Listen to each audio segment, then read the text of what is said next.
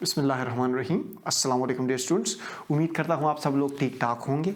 आज की हमारी वीडियो का टॉपिक है चैप्टर नंबर 8 का exercise. Class 9 chapter number 8 chemical reactivity का हम एक्सरसाइज करेंगे। अगर आप किसी भी बोर्ड से हो, आप पंजाब बोर्ड से हो, केपीके बोर्ड से हो, फेडरल बोर्ड से हो, देखिए पेपर आएंगे कॉन्सेप्चुअल, एमसीक्यूज भी कॉन्सेप्चुअल आएंगे, शॉर्ट क्वेश्चंस भी कॉन्सेप्चुअल आएंगे। तो स्पेशली ये तो class 9 Punjab board text book जो है उसका एक्सरसाइज मैं सॉल्व कर रहा हूँ। लेकिन अगर आप कोई भी किसी भी बोर्ड से हो तो आपके लिए ये वीडियो मुफीद हो सकती है। और अगर आप क्लास 9 के स्टूडेंट हों तो आपके लिए बहुत बड़ी खुशखबरी है। देखिए chapter number 1 fundamentals of chemistry से लेके चैप्टर नंबर 8 केमिकल रिएक्टिविटी तक सारे चैप्टर्स मैंने अपने यूट्यूब चैनल पर एक्सप्लेन किए हुए हैं। मैंने फिर हर चैप्टर के लिए अलग अलग प्लेलिस्ट बनाया हुआ है। उस प्लेलिस्ट में मैंने उस चैप्टर से रिलेटेड जितने भी टॉपिक्स हैं विद एक्सरसाइजेस किए हुए हैं। अगर आपको क्लास 9 की केमिस्ट्री में कोई भी मसला हो, अगर आपके भाई को कोई मसला हो, अगर आपको कोई किसी टॉपिक में मसला हो, तो बस सिर्फ आप उस चैप्टर में चले जाएं, उस प्लेलिस्ट चैप्टर के प्लेलिस्ट में चले जाएं और वहाँ पे वो टॉपिक देख लें, आपको आसानी होगी।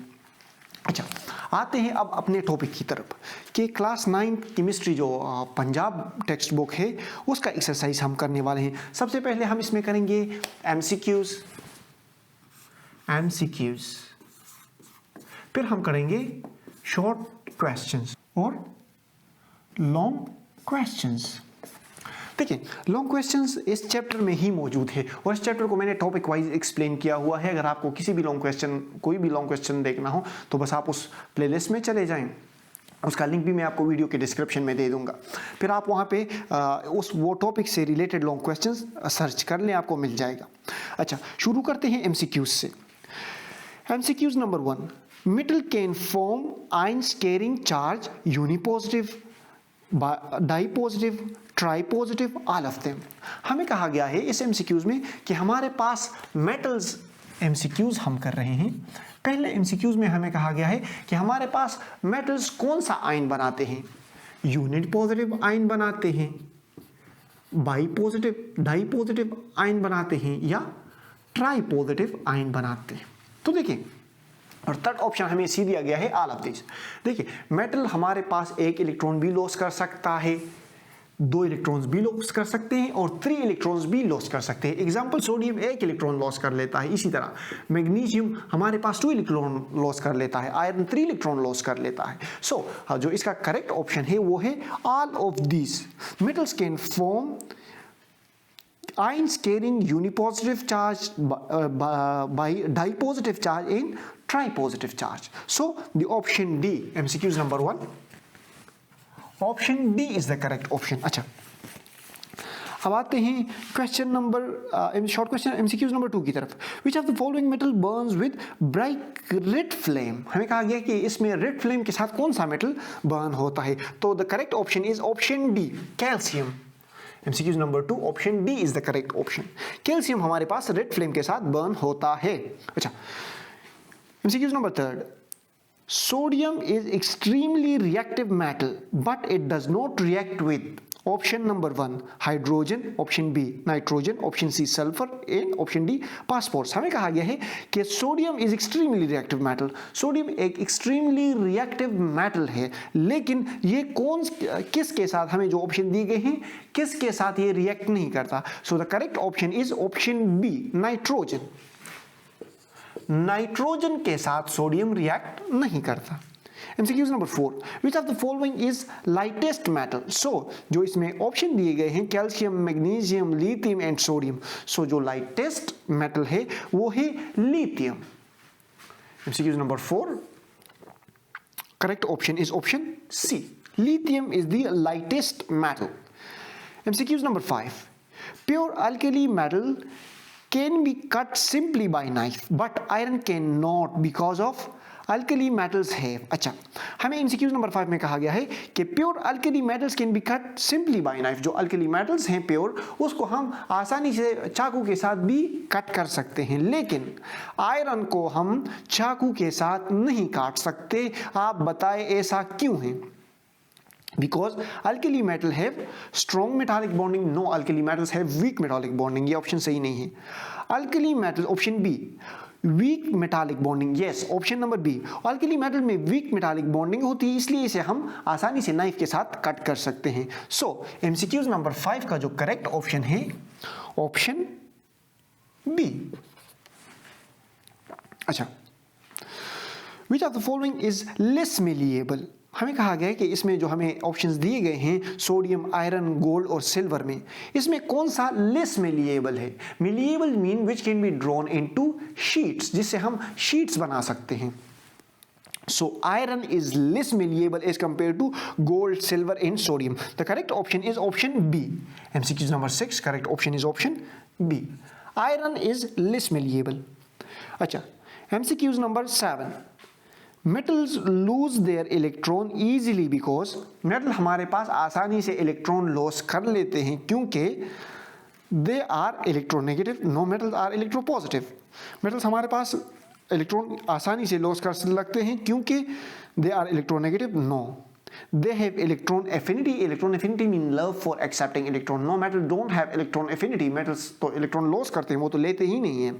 Option C, they are electropositive. Yes, they are electropositive, that is why they lose electron easily. MCQs number 7, correct option is option C. Okay, Which of the MCQ number 8, which of the following is brittle means breakable. जो हमारे पास जो brittle जिसे हम तोड़ सकते हैं वो कौन सा है. Sodium, aluminium, selenium and magnesium. जो करेक्ट ऑप्शन है वो है selenium, option C. MCQ number 8, the correct option is option C. MCQ number 9, which of the following is non-metal, which of the following non-metal is lustrous. हमें कहा गया है कि कौन सा non-metal lustrous है. देखिए, non-metal हमारे पास तमाम lustrous नहीं होते एक्सेप्ट आयोडीन. आयोडीन हमारे पास lustrous होता है. सो इसका जो करेक्ट ऑप्शन है वो है option C, iodine. MCQ number 9, correct option is iodine, C. अच्छा, MCQ number 10. Non-metals are generally soft, but which of the following is extremely hard? Non-metals हमारे पास generally soft होते हैं, लेकिन हमें ऑप्शन दिए गए हैं कि इनमें से कौन सा non-metal सबसे ज़्यादा सख्त है. सो जो सबसे ज़्यादा सख्त non-metal है वो है डायमंड. इस ऑप्शन में डायमंड है. हाँ, option D. MCQ number 10, correct option is option D, diamond. MCQ number 11, which of the following will not react with dilute acid. हमें कहा गया है कि sodium, option A, option B potassium, option C calcium और option D carbon. इनमें से कौन सा हमारे पास HCl के साथ, डाइल्यूट HCl के साथ रिएक्ट नहीं करेगा. सो the correct option is carbon. Carbon हमारे साथ डाइल्यूट HCl के साथ रिएक्ट नहीं करेगा. तो MCQ नंबर 11 का करेक्ट ऑप्शन है ऑप्शन डी, कार्बन. अच्छा, अब आते हैं शॉर्ट क्वेश्चंस की तरफ. Short question number 1, why reactivity of metal increase down the group. हमें कहा गया है जब हम MCQ number short question number 1 में हमें कहा गया है कि जब हम डाउन द ग्रुप आते हैं, फ्रॉम टॉप टू बॉटम आते हैं पीरियोडिक टेबल में. पीरियोडिक टेबल में जब हम टॉप टू बॉटम आते हैं तो हमारे पास ये रिएक्टिविटी इंक्रीज होती है. आप वजह बताएं कि इसका रीजन क्या है. देखिए, जब हम टॉप टू बॉटम आते हैं पीरियोडिक टेबल में तो हमें पता है कि एटॉमिक साइज क्या होता है. एटॉमिक साइज हमारे पास इंक्रीज होता है. एटॉमिक साइज इंक्रीज होगा मतलब ये न्यूक्लियस हो गया, ये इसका first shell, second shell, third shell, fourth shell, ये इसका एटॉमिक साइज इंक्रीज है. तो इसका जो इनके जो वैलेंस इलेक्ट्रॉन्स हैं ये न्यूक्लियस से ज्यादा दूर होते जाएंगे. जिस तरह हम डाउन द ग्रुप आते जाएंगे एटॉमिक साइज इंक्रीज होता जाएगा, शेल्स ऐड होते जाएंगे और वैलेंस इलेक्ट्रॉन न्यूक्लियस से दूर होते जाएंगे. तो एटॉमिक साइज जब हम डाउन द ग्रुप आते हैं तो एटॉमिक साइज इंक्रीज होता है. न्यूक्लियस चार्ज, इलेक्ट्रॉन न्यूक्लियस से दूर जा रहा है तो न्यूक्लियस चार्ज हमारे पास डिक्रीज होगा. न्यूक्लियस चार्ज डिक्रीज होगा तो हमारे पास इलेक्ट्रॉन्स इजीली लॉस होंगे.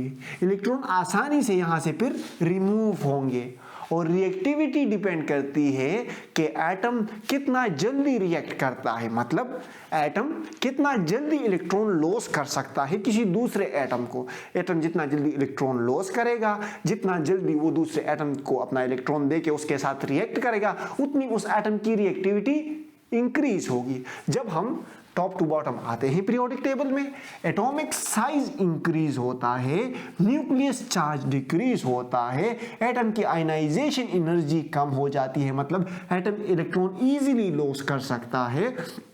यही वजह है कि रिएक्टिविटी हमारे पास इंक्रीज होती है। रिएक्टिविटी हमारे पास इंक्रीज होती है जब हम टॉप टू बॉटम आते हैं ग्रुप में, because of increasing atomic size and decreasing nucleus charge. I hope आपको क्वेश्चन क्लियर हो गया होगा कि रिएक्टिविटी हमारे पास क्यों डिक्रीज होती है। हमें कहा गया है कि फिजिकल प्रॉपर्टीज ऑफ मैटर आप हमें बताओ। क्वेश्चन नंबर 2 में हमें कहा गया है मेटल्स की, हमें कहा गया कि मेटल्स की हमारे पास आप फिजिकल प्रॉपर्टीज बता दें।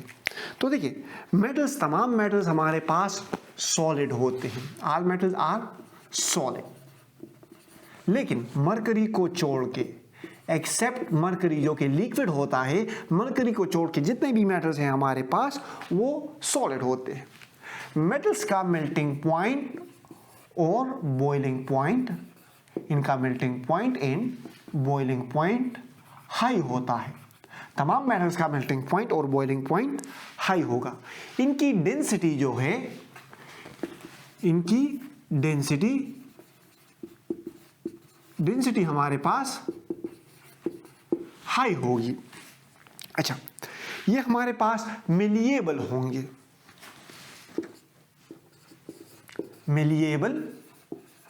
Malleable means that they can be drawn into sheets.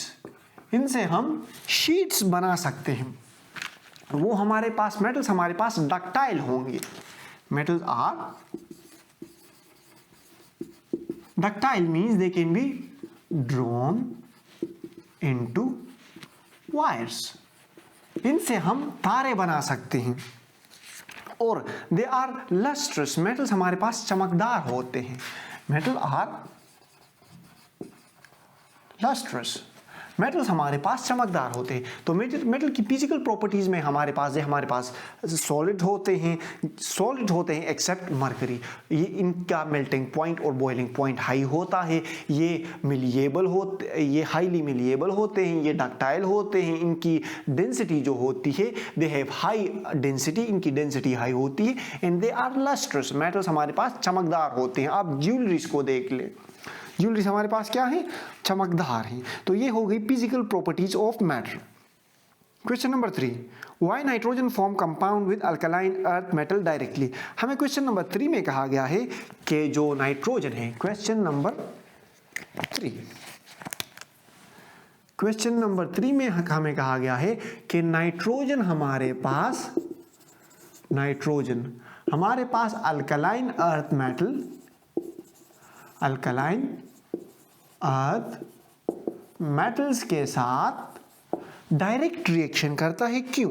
देखिए, अल्कलाइन अर्थ मेटल्स हमारे पास ग्रुप सेकंड के एलिमेंट्स को कहते हैं।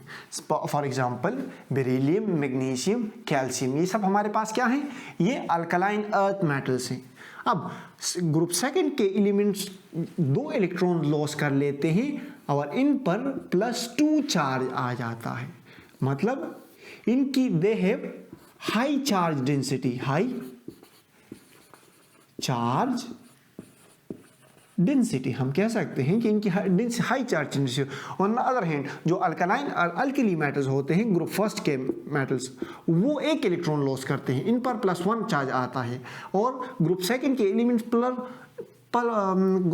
एलिमेंट्स पर +2 चार्ज आता है। तो हम कह सकते हैं कि ग्रुप सेकंड के जो एलिमेंट्स हैं वो +2 इलेक्ट्रॉन लॉस करके +2 चार्ज बना लेते हैं।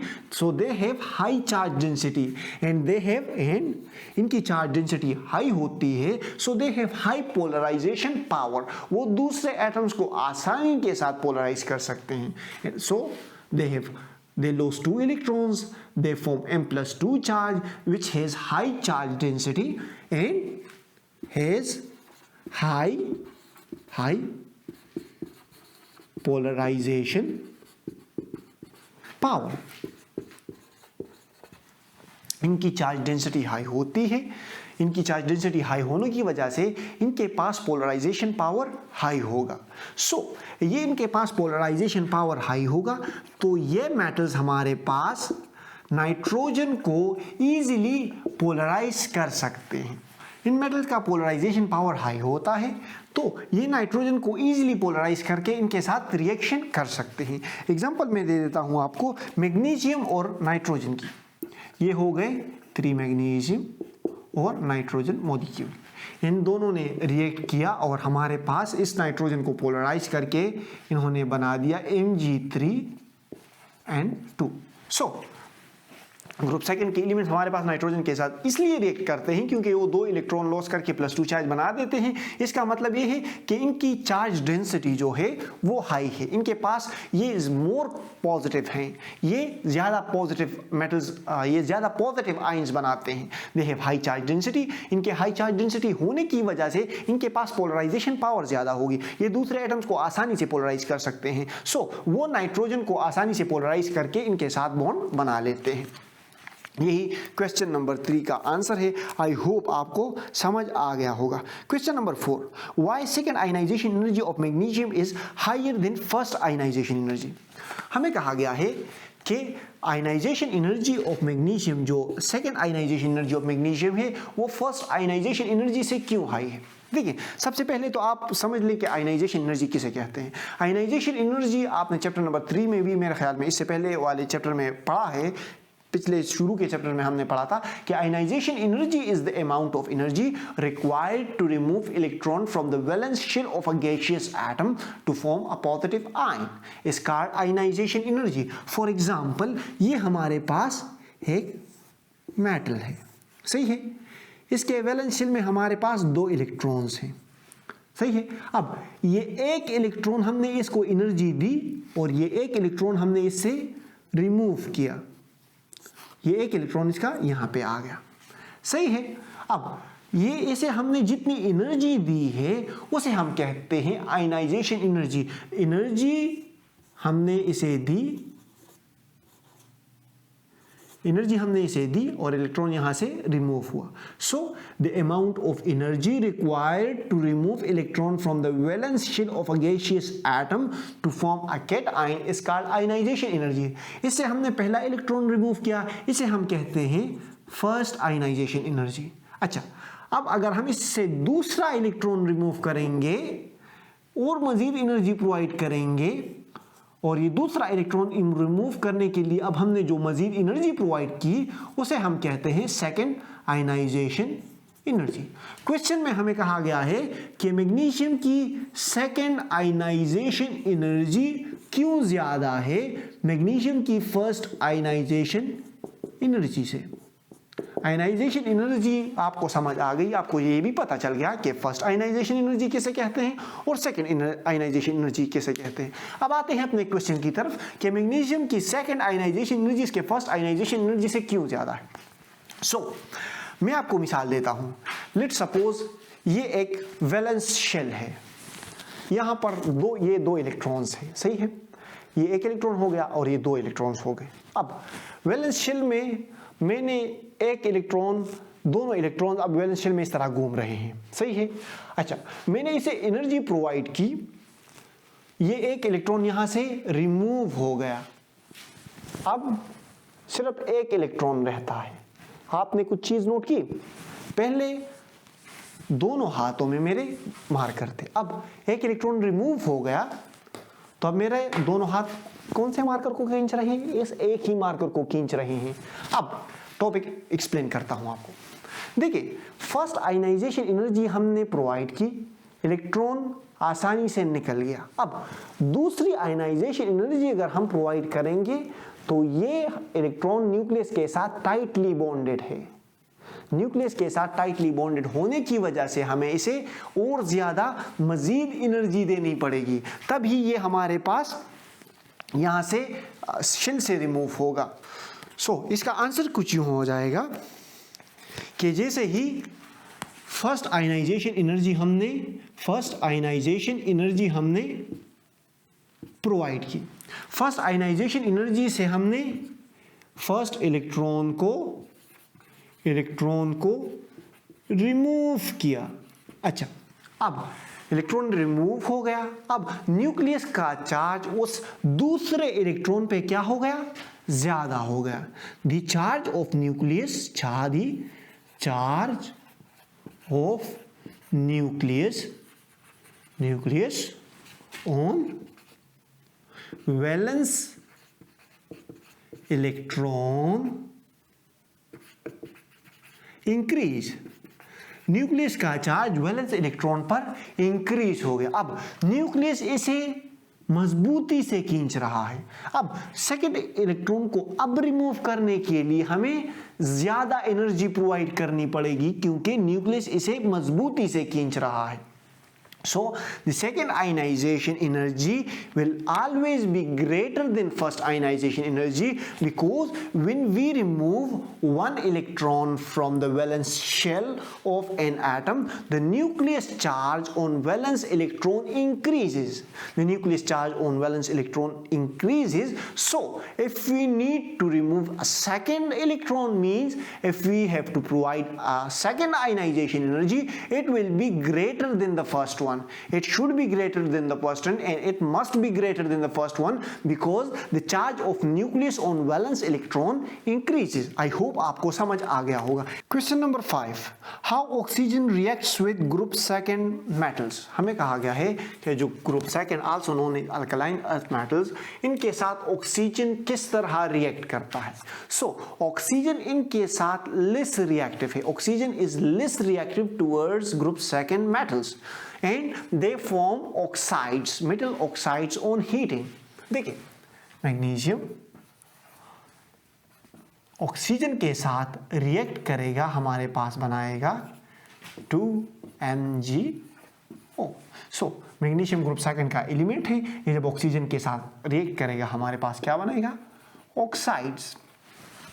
So oxygen is less reactive towards metal and form oxides on heating. अब आते हैं क्वेश्चन नंबर 6 की तरफ। What is the relationship between the electropositivity and ionization energy? Question number 6 में हमें कहा गया है कि इलेक्ट्रोपॉजिटिविटी का आयनाइजेशन एनर्जी के साथ क्या रिलेशन है। इलेक्ट्रोपॉजिटिविटी का आयनाइजेशन एनर्जी के साथ क्या रिलेशन है। देखिए, इसका आंसर ये है कि इलेक्ट्रोपॉजिटिविटी हमारे पास डिपेंड करती है आयनाइजेशन एनर्जी पर, और आयनाइजेशन एनर्जी हमारे पास डिपेंड करता है न्यूक्लियस चार्ज पर एंड एटॉमिक साइज पर। लेट सपोज किसी एटम का एटॉमिक साइज ज्यादा है, इसका एटॉमिक साइज ज्यादा है, मींस इसके न्यूक्लियस और इसके वैलेंस इलेक्ट्रॉन के दरमियान डिस्टेंस ज्यादा होगा। जाहिर सी बात है, एटॉमिक साइज ज्यादा है तो न्यूक्लियस और इलेक्ट्रॉन के दरमियान डिस्टेंस ज्यादा होगा। तो इसका मतलब ये है कि न्यूक्लियस और इलेक्ट्रॉन के दरमियान जो फोर्स ऑफ अट्रैक्शन है वो कम होगी। एटॉमिक साइज ज्यादा होगा तो हम कह सकते हैं कि इनका न्यूक्लियस चार्ज कम होगा। अब न्यूक्लियस चार्ज कम होगा तो इस इलेक्ट्रॉन को हम आसानी से रिमूव कर सकते हैं। सो हम कह सकते हैं कि इसकी आयनाइजेशन एनर्जी क्या होगी, आयनाइजेशन एनर्जी इसकी कम होगी। Ionisation energy is the amount of energy required to remove electron from the valence shell of a gaseous atom to form cation. So इसका एटॉमिक साइज ज्यादा होगा, इसका न्यूक्लियस चार्ज कम होगा, तो इसका मतलब यह है कि इसकी आयनाइजेशन एनर्जी कम होगी। इसकी आयनाइजेशन एनर्जी कम होगी तो ये आसानी से इलेक्ट्रॉन लॉस करके पॉजिटिव आयन बना सकता है, आसानी से इलेक्ट्रॉन लॉस करके पॉजिटिव आयन बना सकता है। तो इसका मतलब यह है कि इसका इलेक्ट्रोपॉजिटिव कैरेक्टर क्या होगा, हाई होगा। जाहिर सी बात है। देखिए फिर से सुन लें, इलेक्ट्रोपॉजिटिविटी करती है डिपेंड आयनाइजेशन एनर्जी पर, और आयनाइजेशन एनर्जी ऑनवर्ड डिपेंड करती है न्यूक्लियस चार्ज और एटॉमिक साइज पर। ये तो मैंने आपको इंक्रीजिंग एटॉमिक साइज की एग्जांपल दे दी, अगर एटॉमिक साइज डिक्रीज होगा तो फिर इसके उलट होगा, सही है। अच्छा, यहां पर एटॉमिक साइज इंक्रीज हो रहा है, न्यूक्लियस और एटम के दरमियान, न्यूक्लियस और इलेक्ट्रॉन के दरमियान डिस्टेंस बढ़ रहा है, न्यूक्लियस चार्ज हमारे पास डिक्रीज हो रहा है, क्योंकि न्यूक्लियस और इलेक्ट्रॉन के दरमियान जब डिस्टेंस बढ़ेगा तो न्यूक्लियस इस इलेक्ट्रॉन को मजबूती से नहीं खींच सकता। अब इनके दरमियान डिस्टेंस बढ़ेगा तो जाहिर सी बात है न्यूक्लियस चार्ज डिक्रीज होगा, न्यूक्लियस चार्ज डिक्रीज होगा तो इस इलेक्ट्रॉन को हम आसानी से रिमूव कर सकते हैं ना, तो इसका मतलब यह है कि इसकी आयनाइजेशन एनर्जी क्या होगी, लो होगी। अब आयनाइजेशन एनर्जी लो होगी तो आयनाइजेशन एनर्जी अगर लो होगी तो जाहिर सी बात है एटम आसानी के साथ पॉजिटिव आयन बना सकता है। सो हम कह सकते हैं कि आयनाइजेशन एनर्जी लो होगी तो इसका इलेक्ट्रोपॉजिटिव कैरेक्टर हाई होगा। आयनाइजेशन एनर्जी और इलेक्ट्रोपॉजिटिविटी का एक दूसरे के साथ इनवर्स रिलेशन है, एक ऊपर नीचे जाएगा तो दूसरा ऊपर आएगा, अगर एक ऊपर जाएगा तो दूसरा नीचे आएगा। आई होप आपको समझ आ गया होगा। अच्छा, अब आते हैं क्वेश्चन नंबर 7 की तरफ। Why electropositivity decrease from left to right in a period. हमें कहा गया है कि इलेक्ट्रोपॉजिटिविटी जब हम, क्वेश्चन नंबर 7 में हमें कहा गया है कि जब हम लेफ्ट टू राइट जाते हैं पीरियोडिक टेबल में पीरियड्स में, तो हमारे पास जो होती है वो इलेक्ट्रोपॉजिटिविटी डिक्रीज होती है। इलेक्ट्रोपॉजिटिविटी डिक्रीज हमारे पास क्या होता है, इलेक्ट्रोपॉजिटिविटी हमारे पास डिक्रीज होती है। इसकी वजह क्या है, देखिए जब हम इसका रीजन ये है, रीजन इसका ये है कि जब हम लेफ्ट टू राइट जाते हैं पीरियोडिक टेबल में तो हमारे पास एटॉमिक नंबर तो इंक्रीज हो रहा है, मतलब न्यूक्लियस में नंबर ऑफ प्रोटॉन्स तो इंक्रीज हो रहे हैं, लेकिन शेल नंबर ऑफ शेल तो सेम ही है ना, एटॉमिक साइज नहीं बढ़ रहा, बल्कि जब हम लेफ्ट टू राइट जाते हैं एटॉमिक साइज डिक्रीज होता है। एटॉमिक साइज डिक्रीज होगा तो न्यूक्लियस चार्ज क्या होगा, इंक्रीज होगा। अब न्यूक्लियस चार्ज इंक्रीज होगा तो एटम आसानी के साथ इलेक्ट्रॉन लॉस नहीं कर सकता, एटम आसानी के साथ पॉजिटिव चार्ज नहीं बना सकता, एटम पर इलेक्ट्रोपॉजिटिविटी आसानी के साथ नहीं आ सकती। यही वजह है कि इलेक्ट्रोपॉजिटिविटी जब क्या होगी, न्यूक्लियस चार्ज इंक्रीज होगा तो इलेक्ट्रोपॉजिटिविटी क्या होगी, डिक्रीज होगी, क्योंकि हमारे पास आयनाइजेशन एनर्जी बढ़ती है जब हम लेफ्ट टू राइट जाते हैं पीरियोडिक टेबल में। आई होप आपको इसका कॉन्सेप्ट क्लियर हो गया होगा, इसमें इतना कोई रॉकेट साइंस नहीं है। फिर भी आपको कोई मसला है तो कमेंट सेक्शन में पूछ लें, हम आपकी खिदमत के लिए ही हाजिर हैं यहाँ पे, सही है। अच्छा, क्वेश्चन नंबर 8, अच्छा क्वेश्चन नंबर 7 हो गया 8। अच्छा, how electropositivity depend upon atomic size and nucleus charge of an atom. यही एक ही क्वेश्चन है, बस बार बार इसे उल्टा पुल्टा किया गया है। अच्छा, क्वेश्चन नंबर 8 में हमें कहा गया है why electropositivity depend on atomic size and nucleus charge of an atom. हमें कहा गया है कि इलेक्ट्रोपॉजिटिविटी एटॉमिक साइज और न्यूक्लियस चार्ज पर क्यों डिपेंड करती है। क्वेश्चन नंबर 8 किस तरह डिपेंड करती है, how electropositivity depend on atomic size and nucleus charge of an atom. देखिए मैंने कहा आपको कि इलेक्ट्रोपॉजिटिविटी डिपेंड करती है आयनाइजेशन एनर्जी पर, और आयनाइजेशन एनर्जी ऑनवर्ड डिपेंड करता है atomic size and nucleus charge पर। देखिए अगर हमारे पास एटॉमिक साइज, यहाँ पे हमने एटॉमिक साइज इंक्रीज होने की एग्जांपल दी है, यहाँ पर हम एटॉमिक साइज डिक्रीज कर लेंगे। अगर हमारे पास एटॉमिक साइज डिक्रीज होगा तो इसका मतलब ये है कि न्यूक्लियस, ये न्यूक्लियस हो गया और ये इसका इलेक्ट्रॉन हो गया, न्यूक्लियस और इसके इलेक्ट्रॉन के दरमियान क्या होगा, डिस्टेंस कम होगा। एटॉमिक साइज डिक्रीज है, न्यूक्लियस और इलेक्ट्रॉन के दरमियान डिस्टेंस कम है, तो न्यूक्लियस चार्ज वैलेंस इलेक्ट्रॉन पर क्या होगा, ज्यादा होगा। एटॉमिक साइज कम है, nucleus charge on valence electron will be high. अब इसका न्यूक्लियस का चार्ज वैलेंस इलेक्ट्रॉन पर हाई है तो इसका मतलब ये है कि इस इलेक्ट्रॉन को हम आसानी से रिमूव नहीं कर सकते। We can say that ionization energy is high. Amount of energy required to remove electron from the valence shell of a gaseous atom is called ionization energy. अच्छा, न्यूक्लियस चार्ज ज्यादा है तो इसकी आयनाइजेशन एनर्जी क्या होगी? High होगी.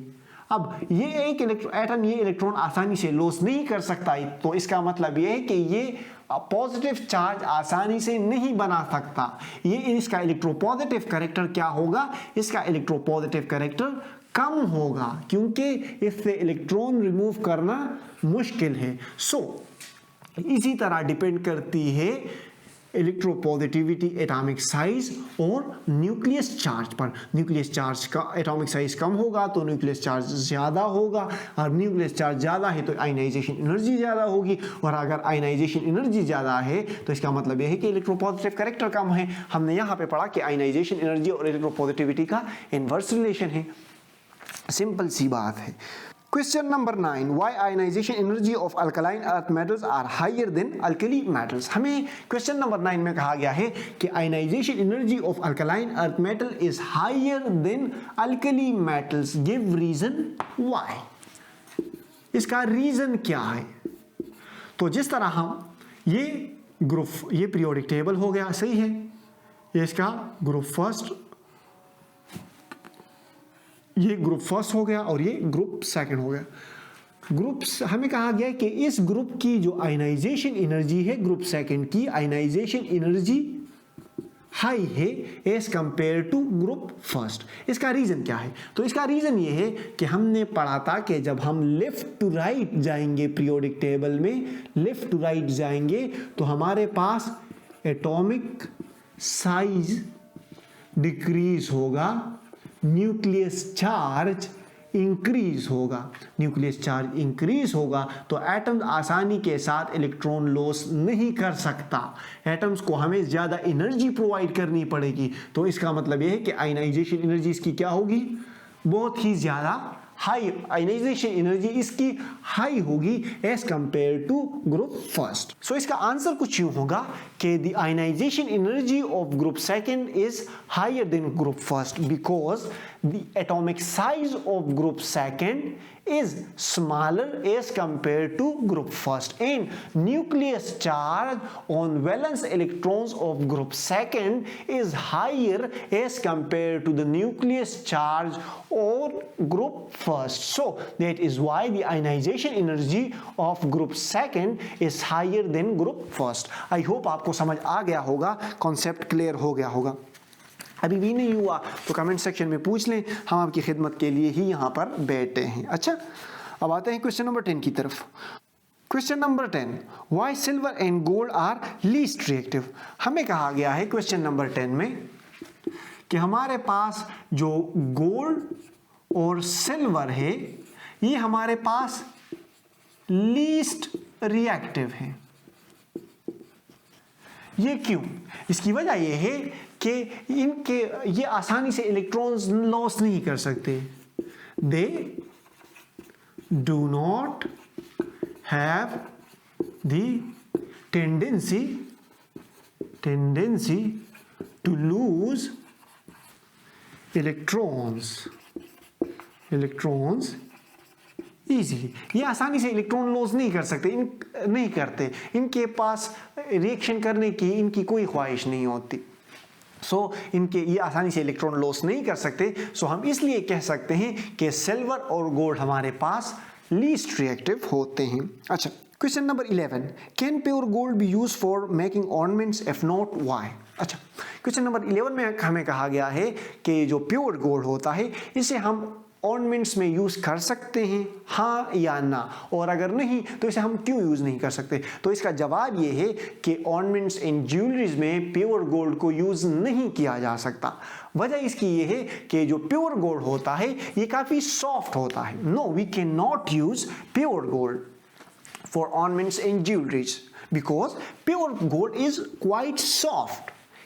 And it can be broken down easily. अगर आप इसे हार वगैरह बना दोगे तो आसानी से टूट जाएगा। यही वजह है कि इसकी हम अलॉय बना लेते हैं। So that's why we form alloy of gold with copper, silver and some other metals to make it harder. इसकी अलॉय हम बना लेते हैं कॉपर, सिल्वर के साथ और अदर मेटल्स के साथ इसकी अलॉयस हम बना देते हैं ताकि ये सख्त हो जाए। फिर उसको हम ज्वेलरीज और ऑर्नामेंट्स में यूज करते हैं। अच्छा, Why is copper used for making electrical wires? अच्छा, हमें कहा गया है क्वेश्चन नंबर 12 में कि कॉपर को हम इलेक्ट्रिकल वायर्स में क्यों यूज करते हैं। सबसे पहली वजह यह है कि इट इज डक्टाइल। इसे हम आसानी के साथ तारों में तब्दील कर सकते हैं। It can B copper can easily be drawn into sheets, means that it is a ductile and it is a good conductor and is good conductor of heat and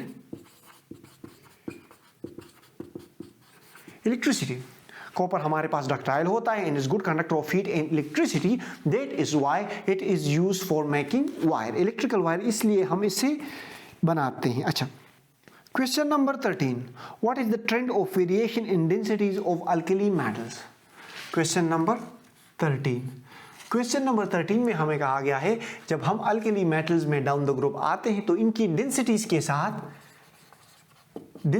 साथ क्या होता है। So density is equals to, as we know that density is equals to mass per unit volume. Density is directly proportional to mass and density is inversely proportional to volume.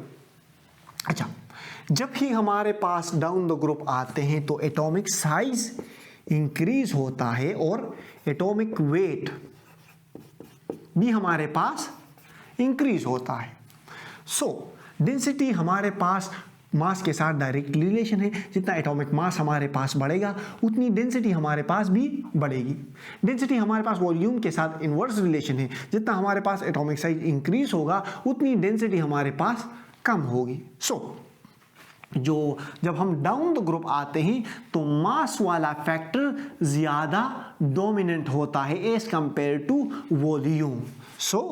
Density, जब हम down the group आते हैं density will increase. Density हमारे पास increase होगी जब हम down the group आते हैं because of increasing atomic weights. अच्छा, एटॉमिक मासेज या एटॉमिक वेट्स बढ़ने की वजह से जब हम डाउन द ग्रुप आते हैं तो हमारे पास एटॉमिक वेट्स बढ़ेंगे जिसकी वजह से हमारे पास डेंसिटी में इंक्रीज आएगा। आई होप आपको समझ आ गया होगा। अच्छा, question number 14, which metal is use for metal work. हमें कहा गया है कि कौन सा मेटल हमारे पास मेटल वर्क के लिए यूज होता है। अच्छा, मेटल वर्क है क्या। मेटल वर्क कोई ऐसा ऑब्जेक्ट जब हम बना लेते हैं, मेटल से कोई ऐसा ऑब्जेक्ट बना लेते हैं जब हम मेटल का स्किलफुली यूज करते हैं, बहुत मतलब अच्छे तरीके से प्यारे अंदाज में जब हम मेटल का यूज करते हैं और कोई ऑब्जेक्ट बना लेते हैं तो इसको हम कहते हैं metal work. Metal work is basically object that is made of metals in skillful and artistic way। जब हम बेहतरीन स्किलफुल तरीके से आर्टिस्टिक अंदाज में कोई ऑब्जेक्ट बना लेते हैं किसी मेटल से तो इसको हम कहते हैं मेटल वर्क। अच्छा, मेटल वर्क के लिए ज़्यादातर कौन सा मेटल यूज़ होता है, तो जो कॉपर होता है, copper is mostly use for metal work because it is easily workable. इसको आसानी के साथ, इसके साथ हम आसानी से काम कर सकते हैं। कॉपर से हम डिफरेंट शेप्स आसानी से बना सकते हैं। ये टूटता नहीं है, ये काफ़ी मेलिएबल होता है, काफ़ी डक्टाइल होता है। इसे हम यूज़ करते हैं, इसे हम ऑर्नामेंट्स में यूज़ करते हैं, इसे हम ज्वेलरीज में यूज़ करते हैं, इसे हम क्या कहते हैं छत के रूफ्स में इसे यूज़ करते हैं, इसे हम प्लम्बिंग में यूज़ करते हैं। So iron copper is easily workable and it is use mostly for metal work. Question number 15, why magnesium is harder than sodium. Question number 15 में हमें कहा गया है, क्वेश्चन नंबर 15 कि मैग्नीशियम हमारे पास सोडियम से हार्ड क्यों है। तो इसका जवाब ये है कि सोडियम हमारे पास एक इलेक्ट्रॉन लॉस कर लेता है, सोडियम एक इलेक्ट्रॉन लॉस कर लेता है और इस पर एक प्लस चार्ज आ जाता है। On the other hand magnesium हमारे पास 2 इलेक्ट्रॉन्स लॉस करता है और इस पर +2 चार्ज आ जाता है। ये दोनों मेटल्स हैं, मेटल्स के दरमियान हमारे पास होती है मेटालिक बॉन्डिंग। अच्छा, और मेटालिक बॉन्डिंग की अगर हम डिफिनीशन करें तो metallic bonding is the force of attraction between the sea of free valence electron and positive ions of metal atom. Metallic bonding हमारे पास फोर्सेस ऑफ अट्रैक्शन होती है फ्री इलेक्ट्रॉन्स और पॉजिटिव आयंस के दरमियान। सो मैग्नीशियम हमारे पास 2 इलेक्ट्रॉन्स लॉस करता है, जबकि सोडियम हमारे पास 1 इलेक्ट्रॉन लॉस करता है। तो इसका मतलब यह है कि मैग्नीशियम का सी ऑफ इलेक्ट्रॉन क्या होगा, ज्यादा होगा। सोडियम पर 1 पॉजिटिव चार्ज है, मैग्नीशियम पर 2 पॉजिटिव चार्ज हैं। तो इसका मतलब यह है कि इसका मैग्नीशियम का पॉजिटिव चार्ज सोडियम के पॉजिटिव चार्ज से ज्यादा होगा। Magnesium is more electropositive then sodium. अच्छा, मैग्नीशियम का सी ऑफ फ्री वैलेंस इलेक्ट्रॉन्स भी ज़्यादा हैं, इनके पॉजिटिव चार्ज भी ज़्यादा मजबूत है एज कंपेयर टू सोडियम। सो इन दोनों के दरमियान, इन फ्री आयंस और इस सी ऑफ इलेक्ट्रॉन के दरमियान जो फोर्सेस ऑफ अट्रैक्शन होंगी वो बहुत ही ज़्यादा होंगी as compare to sodium. So magnesium harder होगा because of its high metallic bonding, because of its strong metallic bonding as compared to sodium. So that is why magnesium is harder than sodium. अच्छा, question number 16, why is calcium more electropositive than magnesium? हमें कहा गया है कि calcium हमारे पास more electropositive क्यों है magnesium से।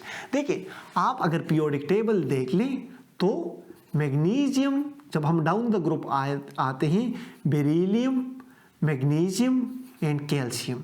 सो हम डाउन द ग्रुप आ रहे हैं, हमें कहा गया है कि हमारे पास जो कैल्शियम होता है वो मोर इलेक्ट्रोपॉजिटिव है, मोर इलेक्ट्रोपॉजिटिव देन मैग्नीशियम। कैल्शियम हमारे पास मोर इलेक्ट्रोपॉजिटिव है मैग्नीशियम से। सो जब हम डाउन द ग्रुप आते हैं तो हमारे पास एटॉमिक साइज क्या होगा, इंक्रीज होगा। तो इसका मतलब यह है कि कैल्शियम का एटॉमिक साइज हाई होगा एज कंपेयर टू मैग्नीशियम। अच्छा, इसका एटॉमिक साइज हाई होगा तो इसका मतलब यह है कि इसका न्यूक्लियस चार्ज, कैल्शियम का न्यूक्लियस चार्ज क्या होगा, कैल्शियम का न्यूक्लियस चार्ज वैलेंस इलेक्ट्रॉन पर कम होगा एज कंपेयर टू मैग्नीशियम। इसका एटॉमिक साइज ज्यादा है मैग्नीशियम से, सो इसका न्यूक्लियस चार्ज कम होगा मैग्नीशियम से।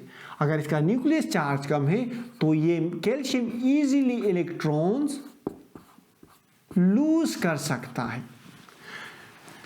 कैल्शियम का एटॉमिक साइज ज्यादा होने की वजह से इसका न्यूक्लियस चार्ज मैग्नीशियम से कम है, इसके वैलेंस इलेक्ट्रॉन पर इसका न्यूक्लियस चार्ज मैग्नीशियम से कम है। सो ये अपने वैलेंस इलेक्ट्रॉन आसानी से लूज कर सकता है as compare to magnesium. So that is why calcium is more electropositive than magnesium. अच्छा, अब आते हैं क्वेश्चन नंबर 17 की तरफ। Why ionization energy of sodium is less than magnesium. हमें कहा गया है क्वेश्चन नंबर 17 में कि सोडियम की आयनाइजेशन एनर्जी लेस क्यों है मैग्नीशियम से। सो सोडियम का एटॉमिक साइज ज़्यादा है एज कंपेयर टू मैग्नीशियम, इसका न्यूक्लियस चार्ज कम है एज कंपेयर टू मैग्नीशियम। सो ये अपने इलेक्ट्रॉन्स ईजिली लॉस कर सकता है एज कंपेयर टू मैग्नीशियम, ये इलेक्ट्रॉन ईजिली लॉस कर सकता है।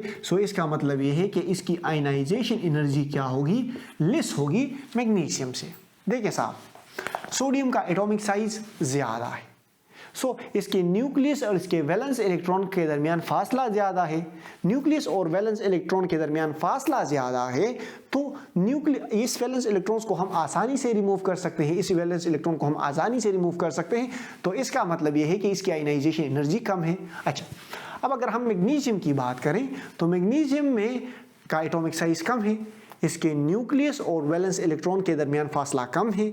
इस इलेक्ट्रॉन को यहाँ से रिमूव करने के लिए हमें ज़्यादा एनर्जी प्रोवाइड करनी पड़ेगी। तो इसका मतलब ये है कि इसको रिमूव करने के लिए हमें ज़्यादा आयनाइजेशन एनर्जी प्रोवाइड करनी पड़ेगी। सो इसका सिंपल सा आंसर ये है कि सोडियम का साइज, एटॉमिक साइज ज़्यादा है और न्यूक्लियस चार्ज कम है एज कंपेयर टू मैग्नीशियम। सो इसीलिए सोडियम हमारे पास इजीली इलेक्ट्रॉन लॉस कर सकता है और यही वजह है कि इसकी आयनाइजेशन एनर्जी हमारे पास कम है एज कंपेयर टू मैग्नीशियम। अच्छा, question number 18, why is ionization energy of sodium more than potassium. अच्छा, हमें कहा गया है कि सोडियम की आयनाइजेशन एनर्जी हाई है as compare to potassium. Sodium की आयनाइजेशन एनर्जी हाई है एज कंपेयर टू पोटेशियम। आप हमें बताएं क्यों। देखिए, आप पीरियोडिक टेबल में देख लें तो hydrogen, lithium, sodium, potassium, down the group जब हम आते हैं तो सोडियम पोटेशियम कहाँ पे लाई कर रहा है, सोडियम के नीचे। और जब हम डाउन द ग्रुप आते हैं पीरियोडिक टेबल में तो हमारे पास एटॉमिक साइज इंक्रीज होता है, न्यूक्लियस चार्ज डिक्रीज होता है। न्यूक्लियस चार्ज डिक्रीज होने की वजह से इसके वैलेंस इलेक्ट्रॉन आसानी से हम रिमूव कर सकते हैं। सो आयनाइजेशन एनर्जी इसकी कम होगी। पोटेशियम सोडियम के नीचे है, सो सोडियम की आयनाइजेशन एनर्जी हाई होगी पोटेशियम से, और पोटेशियम सोडियम के नीचे है, डाउन द ग्रुप है। तो पोटेशियम का एटॉमिक साइज ज़्यादा है सोडियम से। पोटेशियम का न्यूक्लियस चार्ज कम है सोडियम से। पोटेशियम के वैलेंस इलेक्ट्रॉन्स हम आसानी से ईजिली इलेक्ट्रॉन्स रिमूव कर सकते हैं। सो वी कैन से, अगर इसकी इलेक्ट्रॉन इजीली रिमूव कर सकते हैं तो हम कह सकते हैं कि potassium has less ionization energy than sodium. In other words, sodium has high ionization energy than potassium. I hope आपको समझ आ गया होगा। बस एक ही कॉन्सेप्ट है, सारे क्वेश्चंस में यूज हुआ है। अगर आपको अभी भी समझ नहीं आया तो कमेंट सेक्शन में पूछ लें, खुदा रहा। और हाँ, सब्सक्राइब करना ना भूलें, सही है।